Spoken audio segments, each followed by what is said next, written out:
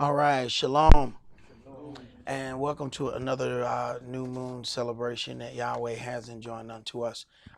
These new moons are our new months. Yahweh has given us a system whereby we can be able to track our time and know how to deal with our holy days so that they stay in their appointed seasons. Um, those things are getting increasingly more and more interesting as we get closer to the redemption of the children of Israel. The things that we know of as the seasons are going to drastically change. They're going to drastically have issues, and some of those issues come from Yahweh. Other of those things are going to come from man and his constant altering of things. But Yahweh eventually, after we continue along a path, he eventually gives us that path. Man has done everything to worship the sun, and Yahweh is going to give that sun to man 7 times hotter than it normally is. And all we have to do is look around the earth, and we can find the various problems that the heat of the sun has already caused. So if we're talking about having that even hotter than it is now, you understand that Yahweh is seriously going to punish man. But in looking into these stories, we find that as we are going into one thing, there's information that ends up being given unto us about something else. This is why the power of fellowshipping is so important, because a conversation may start off with one thing, but then eventually it grows into something else. I remember, being in the room with my elder, and somebody asked a question, and I said, "Oh, I know that answer." So I stopped listening, and it was like he was waiting for me right at that point to stop listening, because I realized that that was the point that I really realized that there's levels of understanding. So at that particular point, I understood what he was talking about. But then he waited until I went off in the Never Never Land, and then he went on a whole nother level of that. And I was like, wait a minute, that ain't what you said 2 months ago. And, he was like, right. And he was waiting for me. It was a conversation over here, but he was specifically teaching me something. He's not even, this conversation, really, I'm not even directly in the conversation. I'm just within earshot. It's not my conversation. But he knew within the room of the guys that I was listening, and he saw that point where I was going to, where I had began tuning out. And that was a very, very strong lesson for me right there.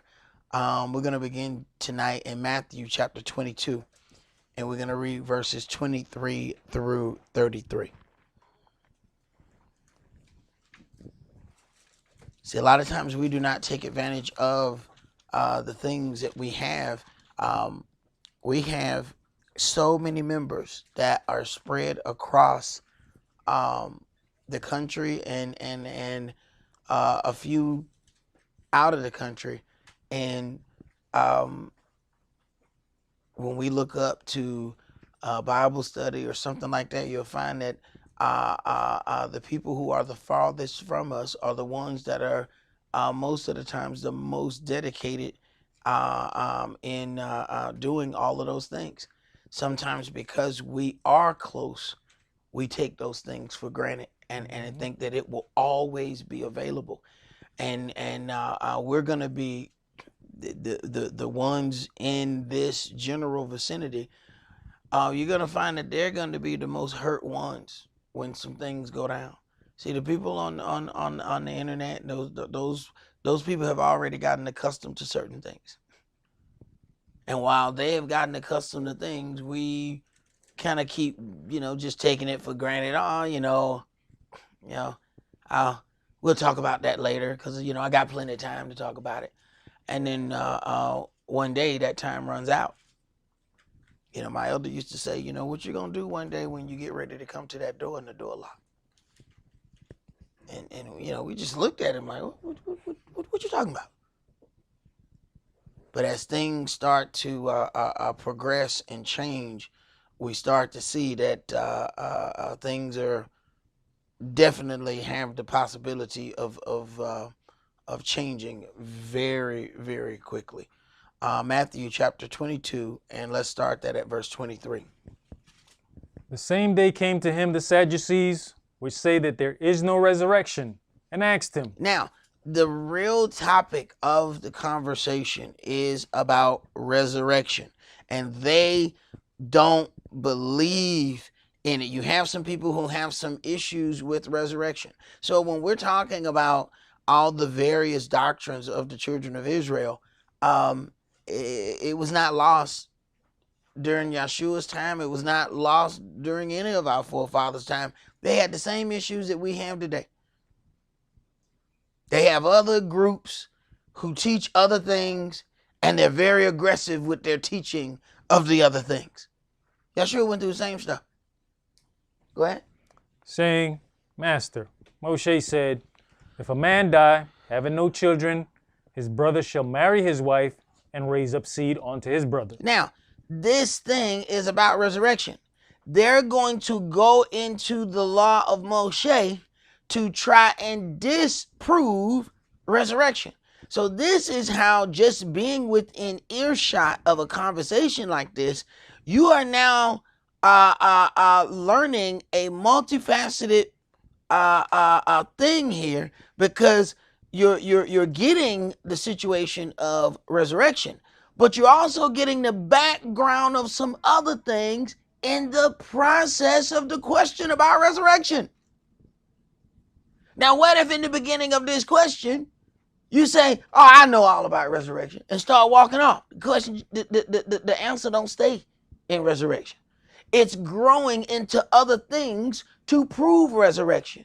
So now there's a whole nother level of growth that's about to take place on a whole nother level other than just resurrection. Go ahead. Now there were with us 7 brethren. And the first, when he had married a wife, deceased, and having no issue, left his wife unto his brother. Having no issue means he had no seed. Okay? So now we have gone from this original question. Now remember what Yeshua says, let them hear Moshe. If they will not hear Moses, they will not be persuaded, though one rose from the dead. So to prove their point, they're going to do it from inside the Torah. So even though our people had different doctrines, what it was how they decided that they were going to deal with the Torah. We have people today that have doctrines and they're not even trying to prove it in Torah. He's trying to at least prove his doctrine from the Torah. You have folks that'll come out and just come with a brand new teaching that they figured out last week. And when you say, all right, well, show me that in the law, they have absolutely nothing to say. Go ahead. Verse 26. Likewise, the second also, and the third, unto the 7th. Now, he's going through all of these things because this thing, he said, Moshe commanded us. Moshe said, if a man die having no children. So in other words, he's quoting the law. Go ahead. And last of all, the woman died also. Therefore, in the resurrection, whose wife shall she be of the 7? Now, the whole question is about the resurrection, but he gave the law concerning marriage to deal with resurrection. So there's no disputing about the law according to this situation of marriage. This is very foreign to us in these days. But when a woman married in the house, she stayed in the house. She stayed in that family. See, these are concepts that we know absolutely nothing about. And Yahshua is not going to refute any of these things. He's dealing with something on a whole nother level. Go ahead. You know, even in the book of Ruth, you can see that when Naomi's 2 sons died, the daughter-in-laws were willing to go with her, and then she had to go even deeper and say, even if I was to have children, are you going to stick around for these boys to get grown? Exactly. Very good point. Go ahead, brother. For they all had her. Yahshua answered and said unto them, you do err, not knowing the scriptures nor the power of Elohim. Right. Now, they're using the law to ask the question. He said, you don't know the scripture. See, everybody who can quote something don't know what the hell they talking about.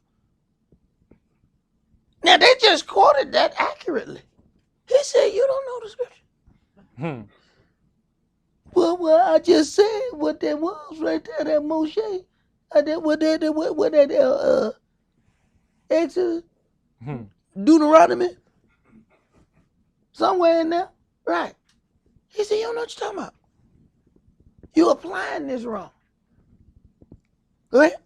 For in the resurrection they neither marry nor are given in marriage. Right. So when you have those people talking about the angels marry, now you got a whole nother situation. All this was about resurrection. Now we have gotten a lesson on marriage according to how a woman marries into a family and stays in that family.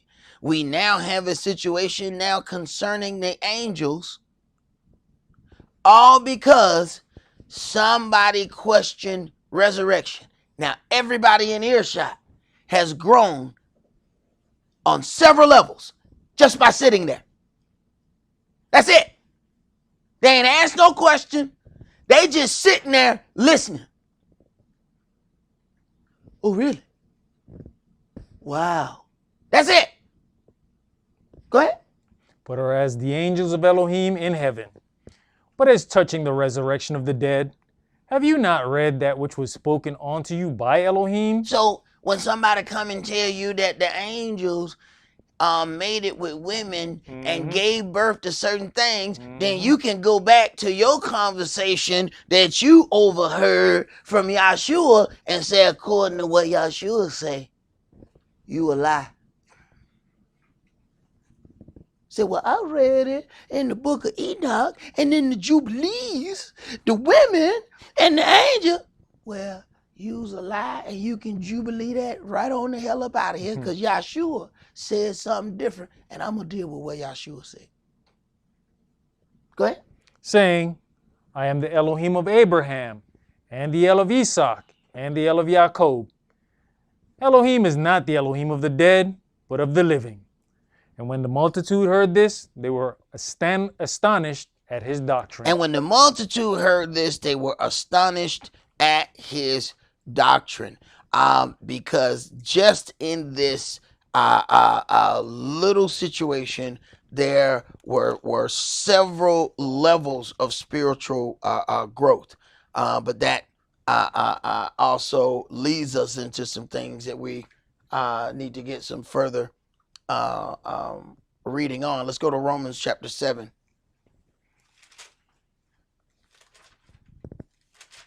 Because we know now, if we knew a woman that had married 7 brothers, they'd have all kind of names they'd say for that sister. The sister in that example was righteous.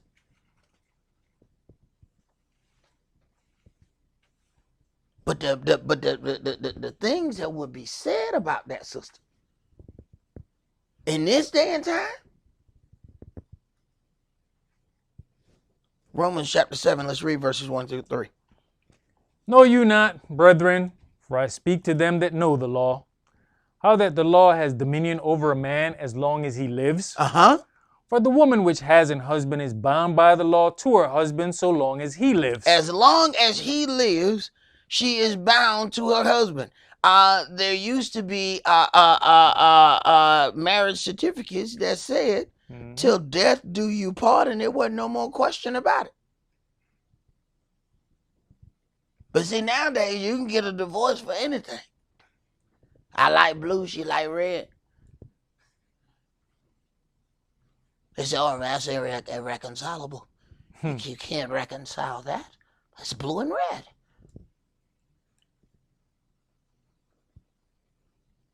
Yahweh expected, hey, yeah, okay, y'all gonna do more than this, right? This is how we doing this? Go ahead. But if the husband be dead, she is loose from the law of her husband. So then, if, while her husband lives, she be married to another man, she shall be called an adulteress. But if her husband be dead, she is free from that law, so that she is no adulteress, though she be married to another man. So then we have some things. Now, even though this is going in this direction, I want you to keep reading and watch how Saul ends up dealing and growing from that. Go ahead. Wherefore, my brethren, you also are become dead to the law by the body of the Mashiach, that you should be married to another, even to him who is raised from the dead, that we should bring forth fruit unto Elohim. Now, he took that part of the law, discussed it, had that there, and used that to grow on a whole nother level. Because now he's talking about some spiritual stuff on a whole nother level about us dying from the old man. See, what we do is we get a baptism, and instead of letting the old man die off, he go down in the water, and we come back up. We over there trying to resuscitate the old dude. He supposed to be dead. All right, now we over. Come back. No, man, he supposed to die. So we trying to resuscitate that dude. And how we know that? Because when we get ready to operate, we still operating like the old dude. When we still operating like the old dude, we trying to resuscitate that old dude. Go ahead. For when we were in the flesh, the motions of sins, which were by the law, did work in our members to bring forth fruit unto death. But now we are delivered from the law, that being dead wherein we were held, that we should serve in newness of spirit and not in the oldness of the letter. And the spirit of the law, now we are dead. This new entity is now able to be married unto another. So now we're not married to the old ways of the things that we once operated in. We have a new way that we need to embrace when it comes down to dealing with things. Go ahead. What shall we say then? Is the law sin? Elohim forbid. No, I had not known sin but by the law, for I had not known lust, except the law had said, you shall not covet.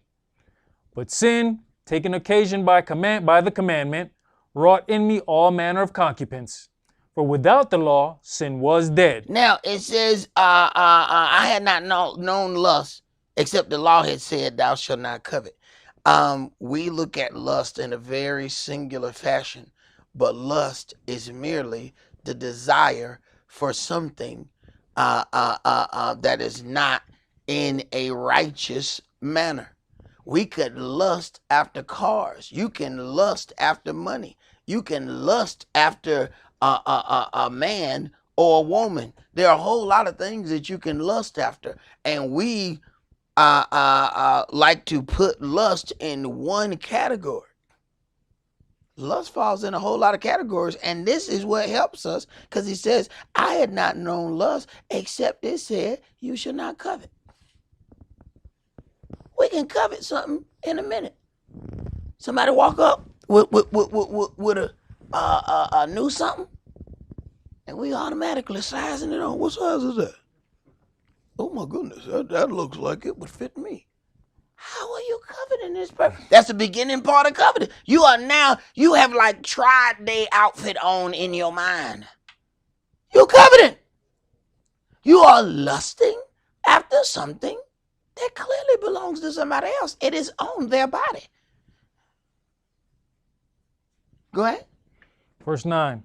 For I was alive without the law once, but when the commandment came, sin revived, and I died. And the commandment which was ordained to life, I found to be unto death. For sin, taken occasion by the commandment, deceived me, and by it slew me. Sin deceived me.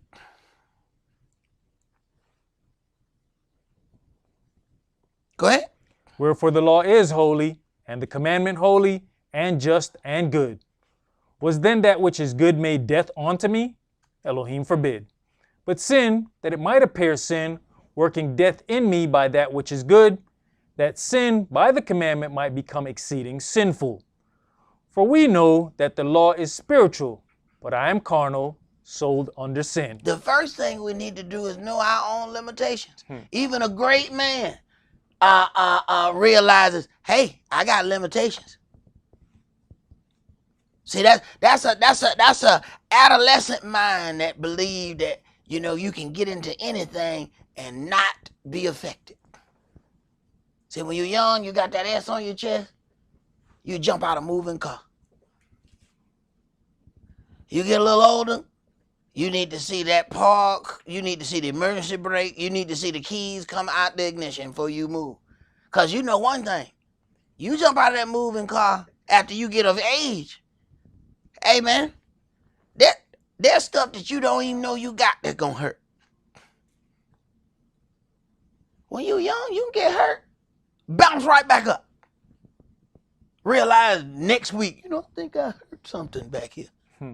Oh no, you know that immediately when you get older. You can get up too fast and hurt yourself when you get old. You can jump up. Ah! What happened? What you do? Let me sit back down and do that again. I didn't. You realize that big S that was on your chest is now a lowercase c. The whole top part of it is gone. Right. Go ahead. For that which I do, I allow not. For what I would, that do I not. But what I hate, that do I. If then I do that which I would not, I consent unto the law that it is good. If then I do that which I would not, I consent unto the law that is good. Why? Because I did it. Go ahead. Now then it is no more I that do it, but sin that dwells in me. For I know that in me, that is, in my flesh, dwells no good thing. And if we understand that from the get-go, then we won't let sin or the things of the flesh deceive us. Because sin will talk you into, flesh will talk you into something. We're just going to sit down and talk. That's all we're going to do. Right. Go ahead. For to will is present with me, but how to perform that which is good, I find not. Yeah, my will is, I got good intentions. Like my elder said, the road that leads to the lake of fire is paved with good intentions. Matter of fact, that's the name of the street, Good Intention Boulevard. So where did the street go? Lake of fire. Keep going on. Go ahead. For the good that I would, I do not. The good that I would. I mean, I could. I mean, I would if I could have. And I probably should have. But I can't, so I ain't. Right.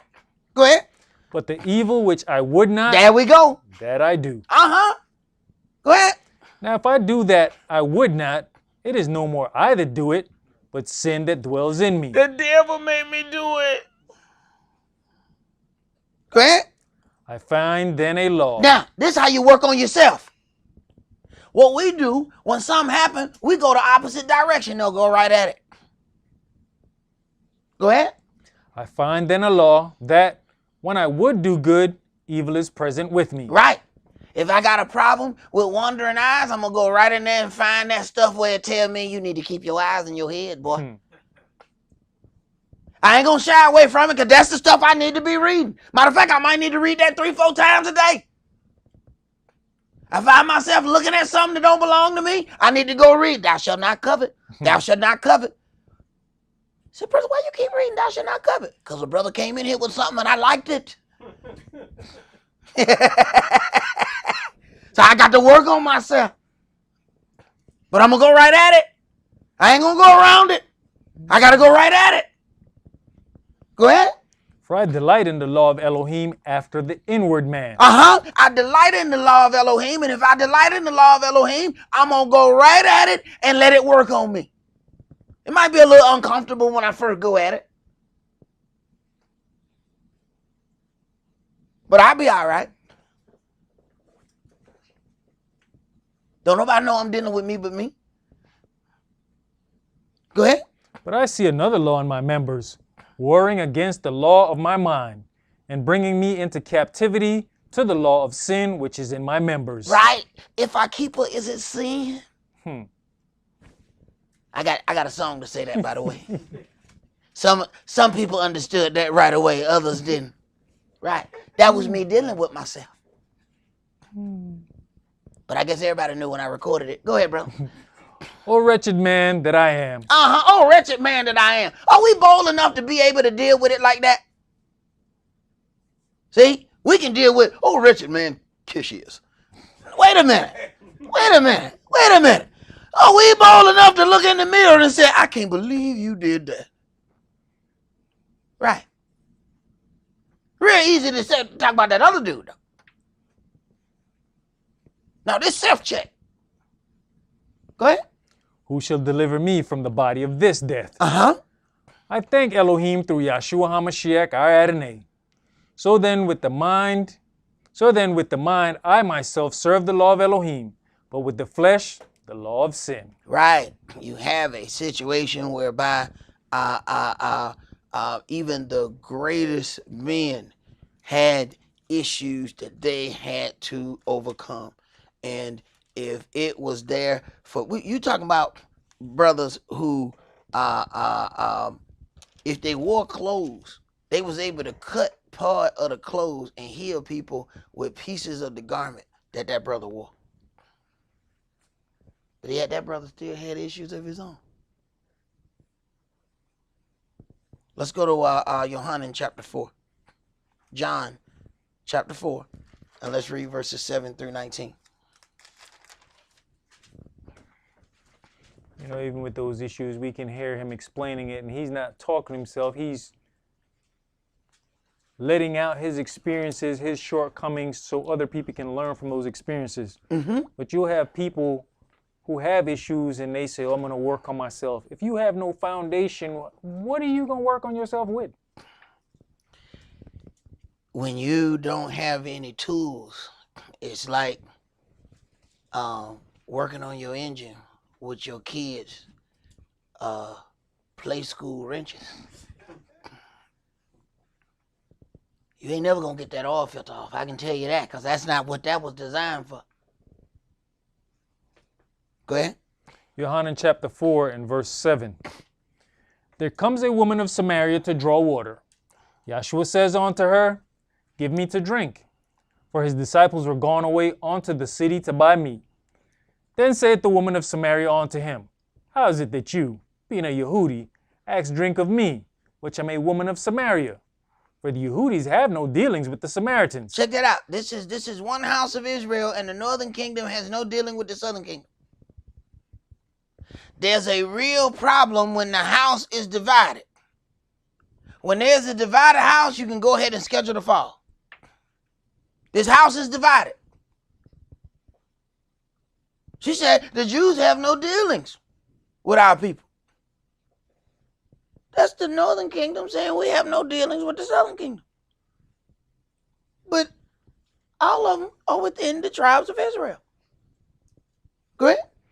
Yahshua answered and said unto her, if you knew the gift of Elohim, and who it is that says to you, give me to drink, you would have asked of him, and he would have given you living water. If you knew the gift of Elohim and who it is that says to you, you wouldn't even worry about them divisions. You would have jumped right over that. Go ahead. The woman says unto him, sir, you have nothing to draw with, and the well is deep. From whence then have you that living water? Are you greater than our father Jacob, which gave us the well, and drank thereof himself, and his children, and his cattle? Right. She says, our father, Jacob. Go ahead. Yahshua answered and said unto her, Whosoever drinks of this water shall thirst again. But whosoever drinks of the water that I shall give him shall never thirst. But the water that I shall give him shall be in him a well of water springing up into everlasting life. The woman says unto him, Sir, give me this water, that I thirst not, neither come hither to draw. Right. Now, he just drew her in because he's speaking on a spiritual level that is way over what she understands that he's speaking of. But he got her to the point where she wants to enter into this covenant. Go ahead.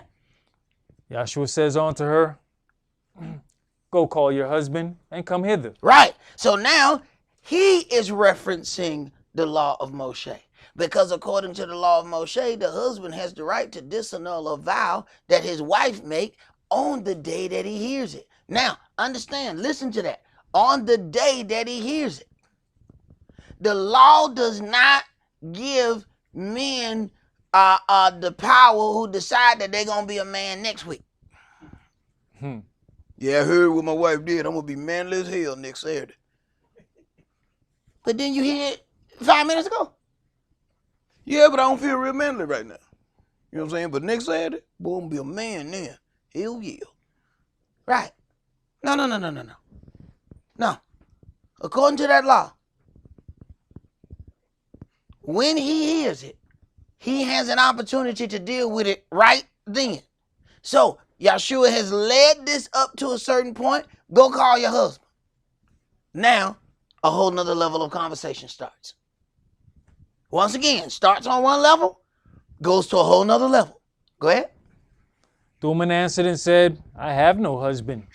Yahshua said unto her, You have well said, I have no husband, for you have had 5 husbands. For he whom you now have is not your husband. In that said you truly. Right. And see, we like to do the Christian count. See? Well, people say, no, I ain't got but one. You got one in January, and then there was one in February, and then there was one in Marches. Okay, but we're still on number 1, because see, we got rid of the 2, and then we was left.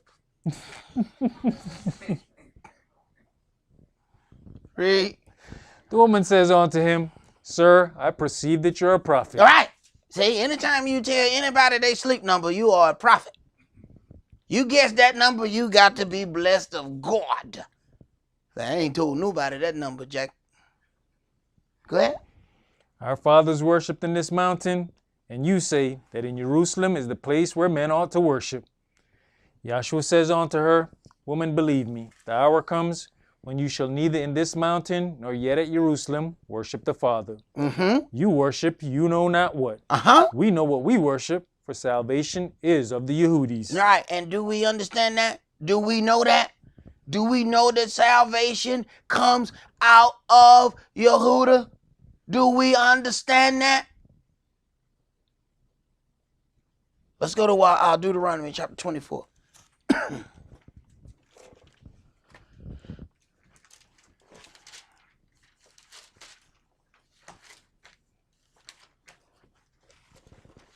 I tell you, man, Yahweh can change your perspective on some things real quick.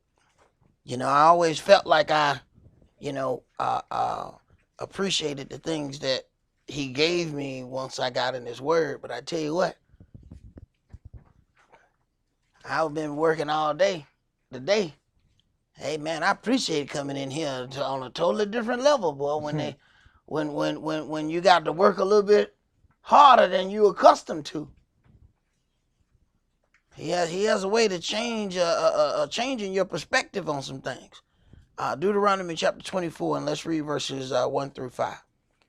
When a man has taken a wife and married her, and it come to pass that she find no favor in his eyes, because he has found some uncleanness in her. He has found some uncleanness in her. Keep reading. Let him write her a bill of divorcement, and give it in her hand, and send her out of his house.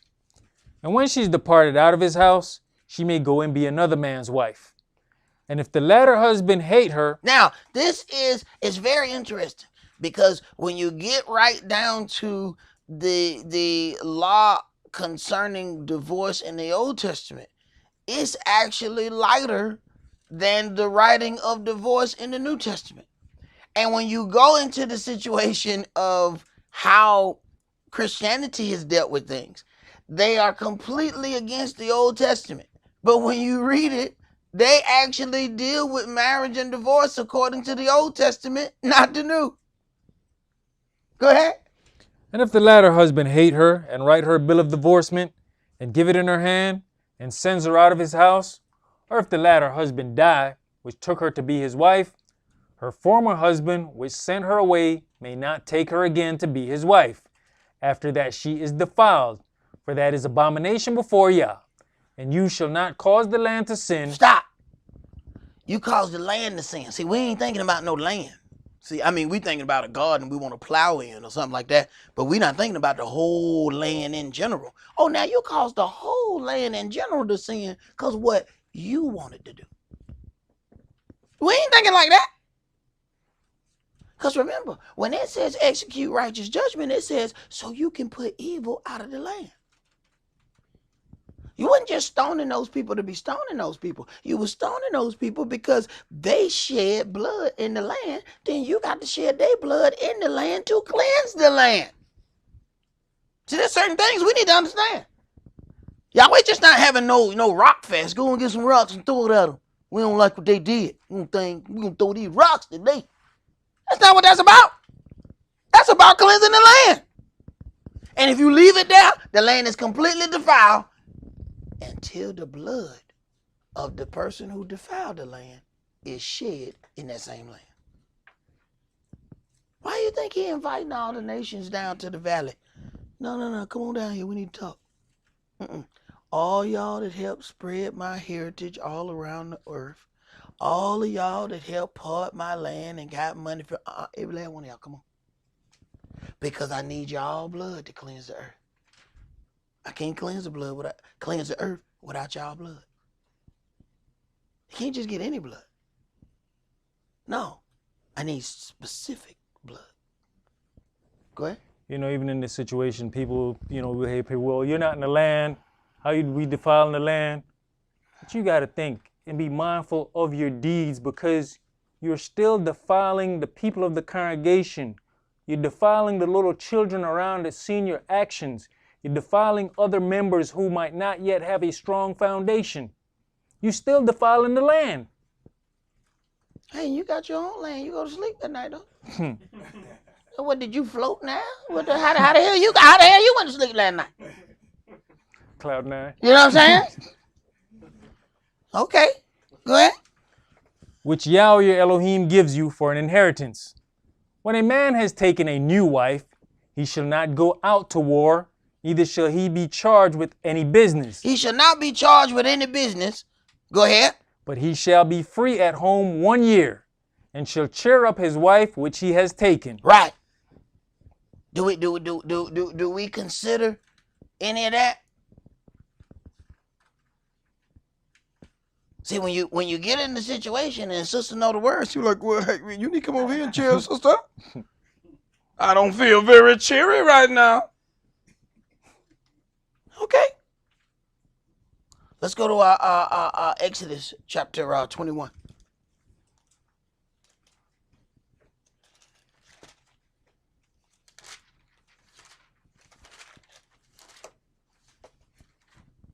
Exodus chapter 21, and let's read verses 7 through 11. Understand something now. This is why we allow things to progress, because our people kind of stepped back from this word, and when it comes down to this culture, we're backing into the culture. But do understand that every 7 years, our people got together and read the law in its entirety.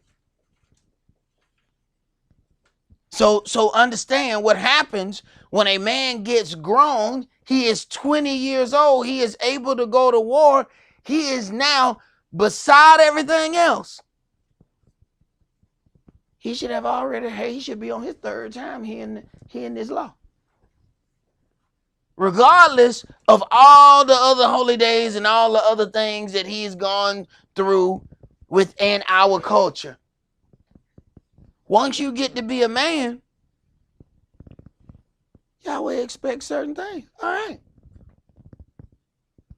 You know what they do around him? A 16-year-old do a crime, they say, well, we're gonna deal with that person as a juvenile. And but so much time they're gonna give them in jail because they said they're still a child.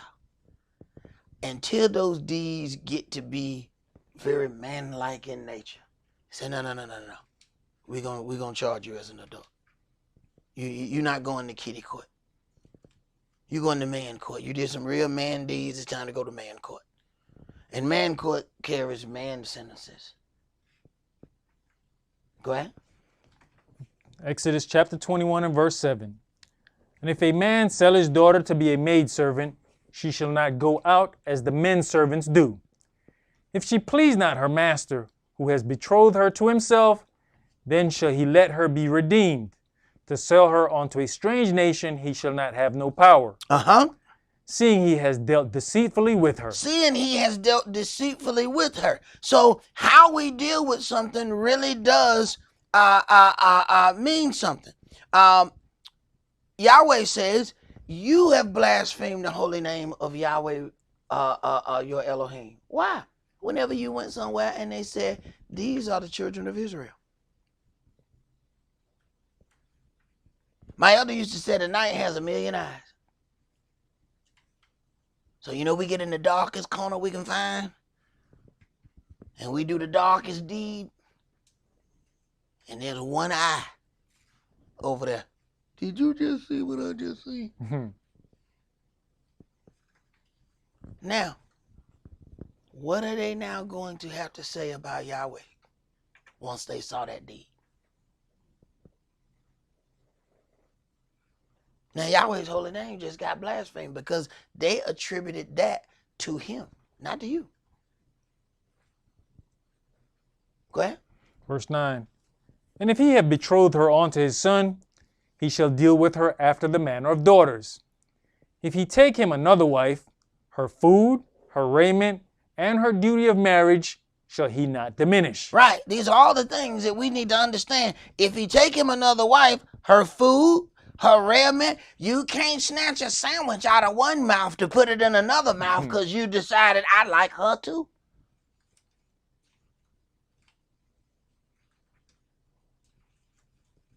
Go ahead. And if he do not these three unto her, then she shall go out free without money. All right, let's go to our Deuteronomy chapter 22.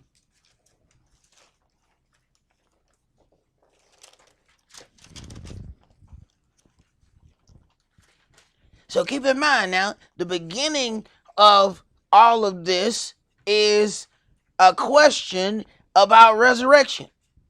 But you don't fully understand what he goes into in the situation of resurrection. If you don't go over some of these things, you really didn't understand what he said about the resurrection.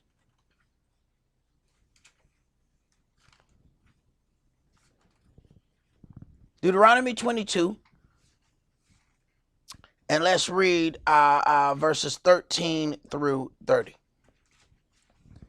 If any man take a wife and go in unto her and hate her, and give occasions of speech against her, and bring up an evil name upon her, and say, I took this woman, and when I came to her, I found her not a maid. Right. He says that she has deceived me.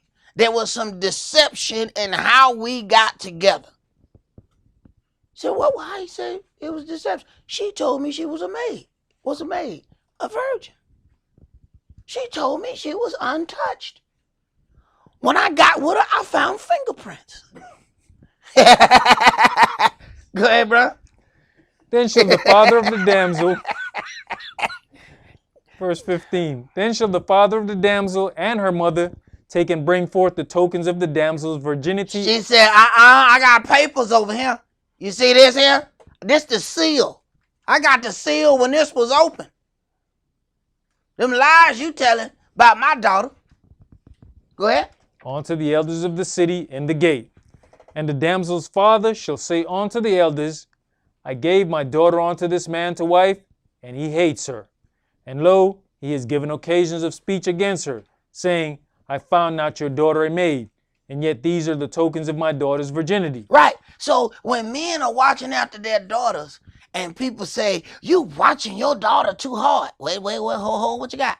Hold, what you got? Hold, what you got? Because it's him that come in question. If they say, you done put forth a bad product. It's him that come into question. Go ahead. And they shall spread the cloth before the elders of the city. And the elders of that city shall take that man and chastise him. And they shall immerse him in 100 shekels of silver and give them unto the father of the damsel. Right. Because of what has happened unto him, unto these words that were spoken against him. Go ahead. Because he has brought up an evil name upon a virgin of Israel. And she shall be his wife. He may not put her away all his days. Wait a minute. Now understand what kind of power. He may not put her away all his days. The power of divorce was put in the man's hand. But because of how this was brought, he may not divorce her all his days. You sure you want to give anybody that power? Baby, I'm hungry.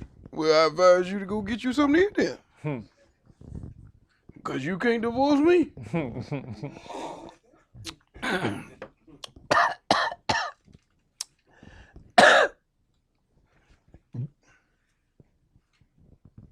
Go ahead, bro. But if this thing be true, and the tokens of virginity be not found for the damsel, then they shall bring out the damsel to the door of her father's house, and the men of her city shall stone her with stones that she die. Now that's a real heavy weight. So you got, just from making it through this, you can understand why, hey, there's got to be some leverage. Because if this goes ugly, she gets stoned to death. Go ahead. Because she has wrought folly in Israel to play the whore in her father's house. So she gets stoned for pretending to be one thing and she's not. That gets her stoned. Go ahead. So shall you put away evil from among you. Put away evil from among you. So the stoning is not about one thing. The evil has now happened in the land, and now somebody got to cleanse that. Go ahead. If a man be found lying with a woman married to an husband, then they shall both of them die, both the man that lay with the woman and the woman. So shall you put away evil from Israel. Once again, you keep running into the put away evil from Israel. And it says both of them shall die. Now, all we got to do is go in the New Testament and we can find that little upside down mock trial that they had. They said, we found this woman in the act of adultery. Should we stone her? And Yahshua had to sit there and cut every last person that brought her. And then now she's just sitting there. She don't know what to do. He said, woman, where are your accusers? I see none neither. Go and sin no more. He didn't say she didn't do it. But he knew something was wrong with the trial. He knew that something was wrong about the way that it was brought. This says both of them shall die. There was something wrong with the trial. What a dude who adulted you. You were caught in the act of adultery, right? Mm-hmm. What a dude that. So man, get on out of here. Lady, go and sin no more. Go ahead. Verse 23. If a damsel that is a virgin be betrothed unto an husband, and a man find her in the city and lie with her, then you shall bring them both out unto the gate of that city, and you shall stone them with stones that they die. The damsel, because she cried not, being in the city, and the man, because he has humbled his neighbor's wife. So shall you put away evil from among you. Right, I'm telling you, that stops everything. See, how a whole lot of things continue is because righteous judgment is not executed speedily.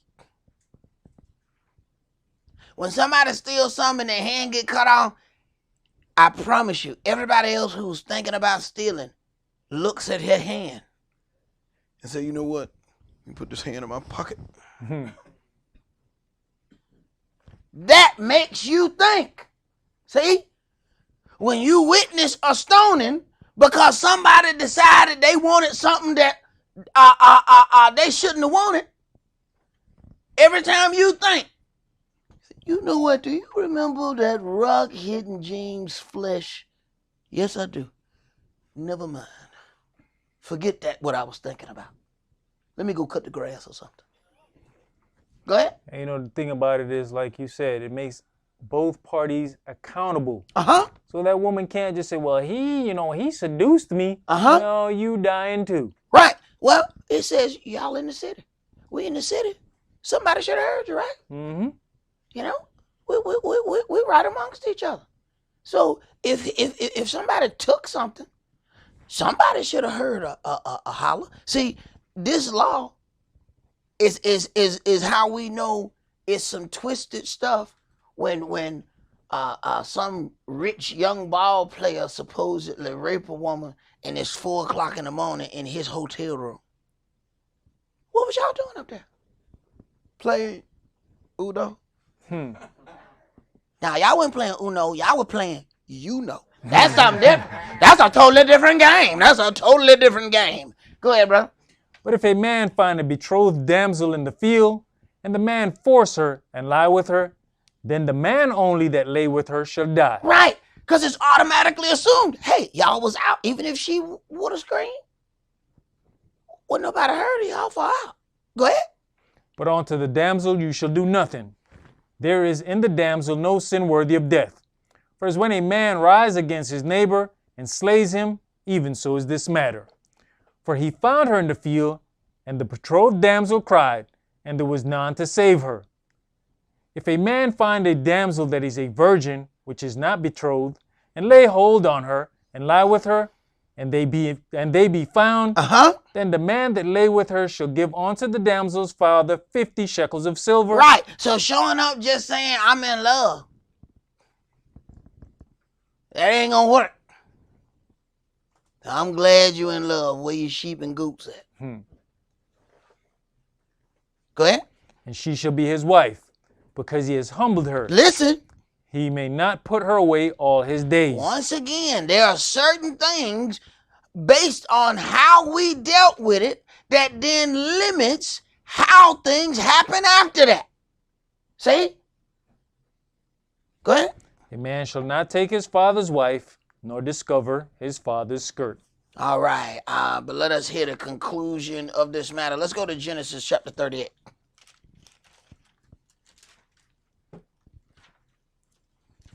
So you understand why our folks would go through the things of this law, and you find out that even these stories have some serious things in them once you have the backdrop of a little bit more understanding.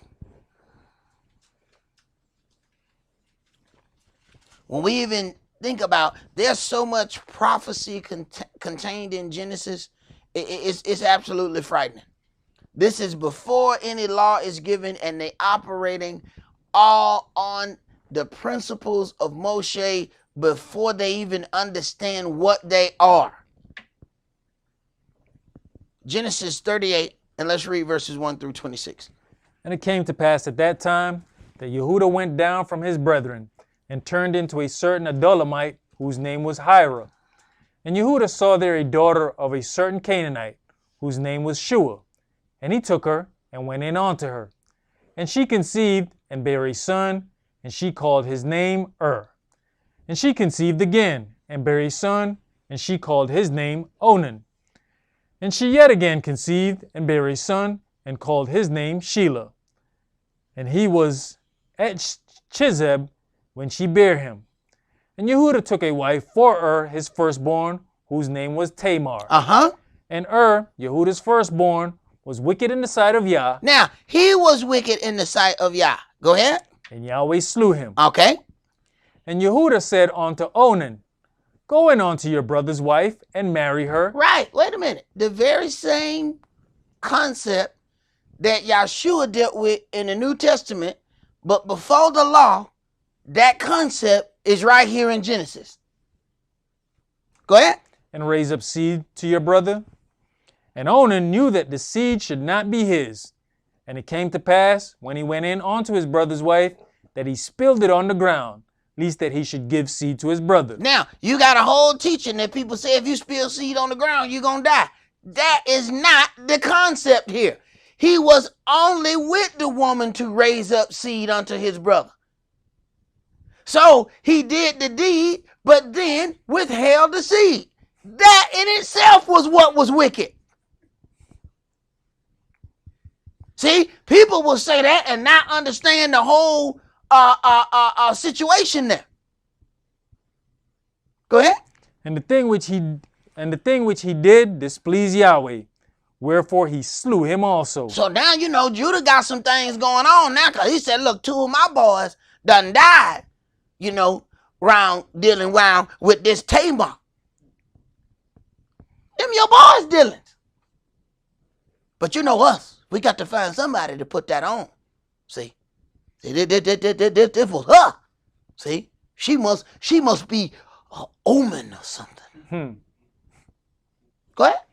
Then said Yehudah to Tamar his daughter-in-law, remain a widow at your father's house, till Shelah my son be grown. For he said, least peradventure he die also, as his brethren did. Right. And Tamar went. See, you the black widow is what's happening. See, you just come and love them, and you suck the life out of them. They just die because of you. Go ahead. And Tamar went and dwelt in her father's house. And in process of time, the daughter of Shua, Yehudah's wife, died.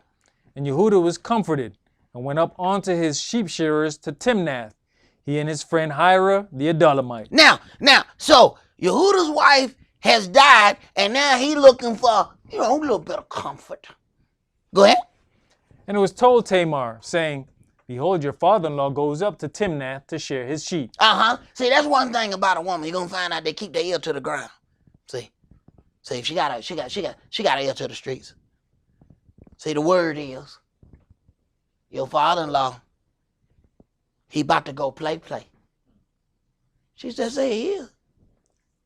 Well, tell me more. Go ahead. And she put her widow's garments off from her, and covered her with a veil, and wrapped herself, and sat in an open place, which is by the way to Timnath. For she saw that Shelah was grown, and she was not given unto him to wife. Deception.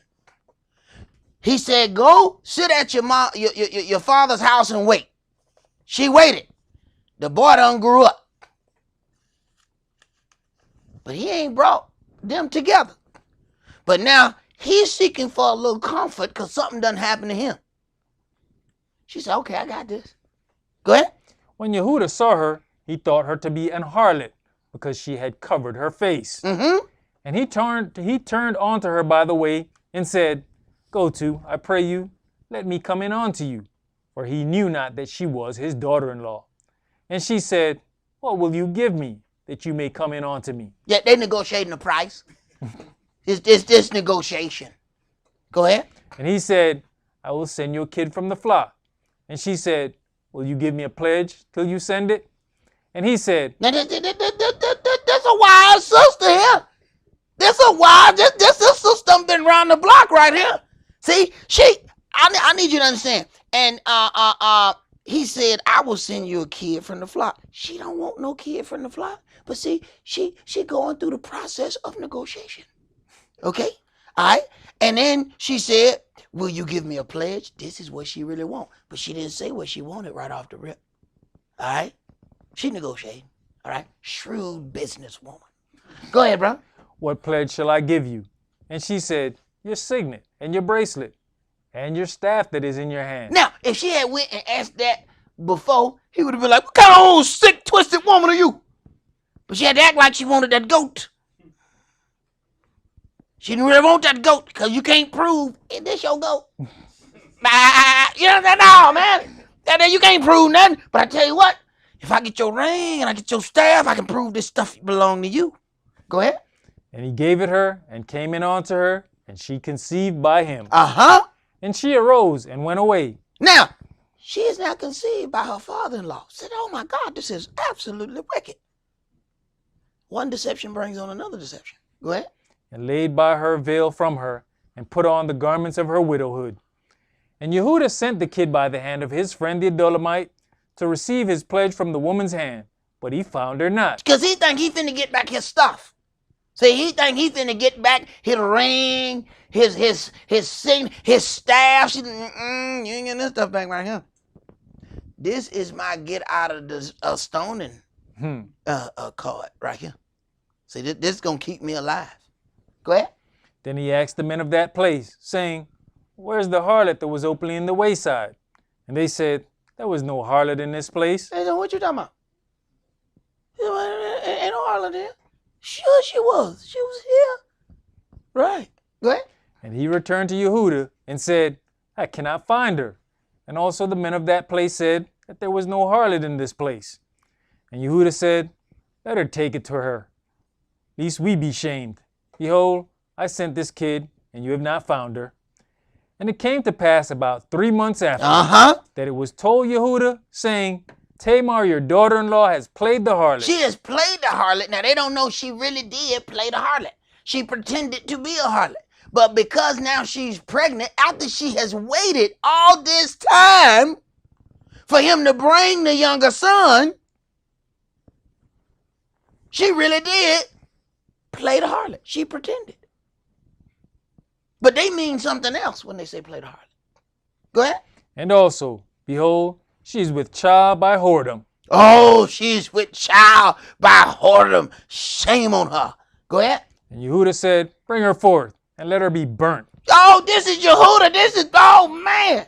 This is Captain John himself. He's saying, let's burn her. Can't believe she would do something so wicked. Go ahead. The law says she should be stoned, though. Hey, he said he wanted to go one step further. He gonna burn her. All right? He's extra legal right now. Okay? Go ahead. When she was brought forth, she sent to her father-in-law, saying, By the man whose these are, am I with child? Ah, see, this way you see that shrewd business come out, boy. See? This shrewd business now. Go ahead. And she said, Discern, I pray you, whose are these, the signet and bracelets and staff? Uh-huh. And Y'all know who this is? It's my baby daddy. Uh-huh. Who's in this right here? Uh-huh. Judah. You don't know nobody? Yeah. Go ahead, bro. And Judah acknowledged them and said, She has been more And he might as righteous well than I. acknowledge him because everybody knows it's his. Go ahead.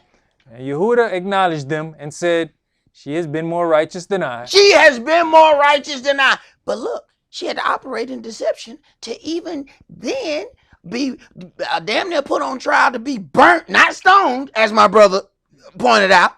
Because they're going to skip stoning and go right to burning. And that's what happened when your part ain't been revealed in the deception. See, at that point, when he like, set on fire. They ain't revealed his part of the deception.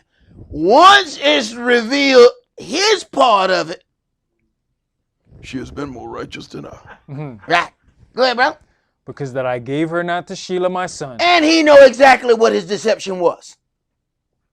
Go ahead. And he knew her again no more. He knew her again no more. Now, see, that is a problem for us because, see, once we get something now, hold on. Now, well, wait a minute now. I know I shouldn't travel that path, but once I've traveled it, I got a bus pass. I can keep going. No, sir. No, sir. It was still wicked. He was not allowed to travel there anymore. Did you read it and finish that, bro? Yeah, that was verse 26. All right. That is all we're going to do for tonight. Enjoy your new moon. Shalom. Shalom.